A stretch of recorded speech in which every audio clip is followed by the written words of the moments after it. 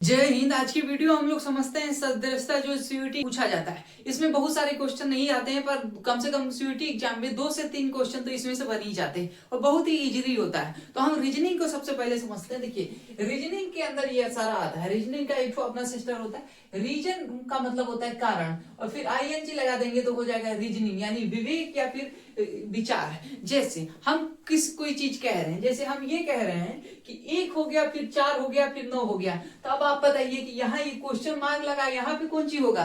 तो आप कैसे पता करेंगे कि आप कैसे पता करेंगे? जैसे आप पता करते हैं उसी को कह देंगे विचार, यानी ये रीजनिंग है। तो आप यहाँ जानते हैं कि 1 का स्क्वायर 1 होगा, और ये 2 का स्क्वायर हो गया, ये 3 का स्क्वायर है, और फिर यहाँ 4 का स्क्वायर कर देंगे तो यहाँ 16 हो जाएगा। इसका मतलब रीजनिंग का मतलब ये है कि आपको पहले से कुछ ना कुछ दिया रहा होगा। जैसे इस प्रकार से गाय है तो ये बैल है, फिर मोरनी है तो कौन सी हो जाएगा यहाँ पे। तो गाय है तो गाय का जो स्त्रीलिंग है, गाय स्त्रीलिंग, इसका पुल्लिंग बैल है। इस मोरनी स्त्रीलिंग है, इसका पुल्लिंग मोर हो जाएगा, तो ये मोर हो जाएगा। तो आप दिमाग लगा के सोचते हैं कि यह क्या चीज हो सकता है, क्या हो सकता है। आप अपना विवेक लगाते हैं, उसी चीज को कहते हैं रीजनिंग। तो रीजनिंग काफी इजी भी होता है, लेकिन काफी इधर उधर घुमाऊ होता है। ऐसा ऐसा दे देगा जब आपको लगेगा कि उत्तर यही सही है, फिर सही होगा बी। कुछ इसमें होते हैं, तो ये धीरे धीरे प्रैक्टिस से आ जाते हैं, फिर क्वेश्चन धीरे धीरे ऑटोमेटिक सही होने लगते हैं।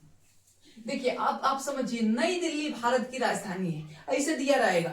जैसे 1 दिया होगा, फिर कामा 4, फिर कामा 9, फिर कामा, फिर क्वेश्चन मार्क। तो आप बताइए कि आगे क्या होगा, तो आप समझ जाएंगे। जैसे गाय दे दिया गया तो इसे बैल, अब कुछ लिखा नहीं होगा, ऐसे आपको पहचानना होगा। गाय हो गया तो गाय डबल डॉट, फिर बैल, यानी गाय और बैल, यानी गाय स्त्रीलिंग है तो ये पुल्लिंग है, ये स्त्रीलिंग है, इसका पुल्लिंग क्या हो जाएगा। इसी प्रकार से नई दिल्ली भारत, इसका क्या मतलब है। जब तक आप इसको समझेंगे नहीं, तब तक सही से आंसर नहीं दे पाएंगे। नई दिल्ली भारत, यानी नई दिल्ली जो है भारत की राजधानी है। ओटावा किसकी राजधानी होगी? कनाडा। ओटावा कनाडा की राजधानी होगी। ऐसे हमको पता करना है।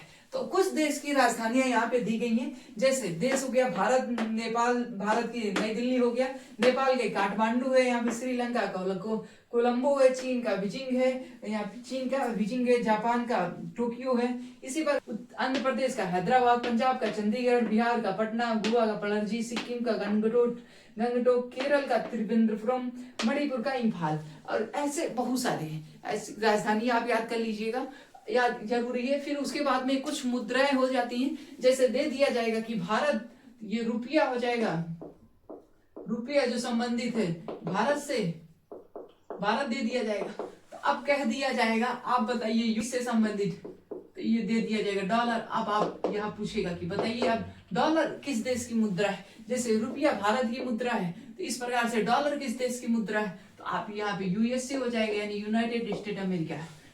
यूएस यानी यूनाइटेड स्टेट। आर्मी वगैरह पे लिखा होता है तो केवल यूएस लिखा हो जाएगा, यूएसए नहीं होता है, यूएस आर्मी, यूएस आर्मी। तो अब ऐसे जैसे नौकर घर में काम करता है, मास्टर विद्यालय में काम करते हैं, यहाँ पे डॉक्टर अस्पताल में काम करते हैं, कर्मचारी फैक्ट्री में काम करते हैं, दफ्तर में काम करते हैं। ऐसे कर करके रीजनिंग के ये वाला जो सेशन है, हम लोग सदृशता को ध्यान पूर्वक से पढ़ेंगे, क्योंकि अमूमन ये गलत होने वाला कोई ऐसा चीज नहीं होता है। पर हमारा जब कॉन्सेप्ट क्लियर नहीं होता है तो थोड़ा थोड़ा गलती हो जाती है। हम उस कॉन्सेप्ट को पढ़ने का प्रयास करेंगे। अब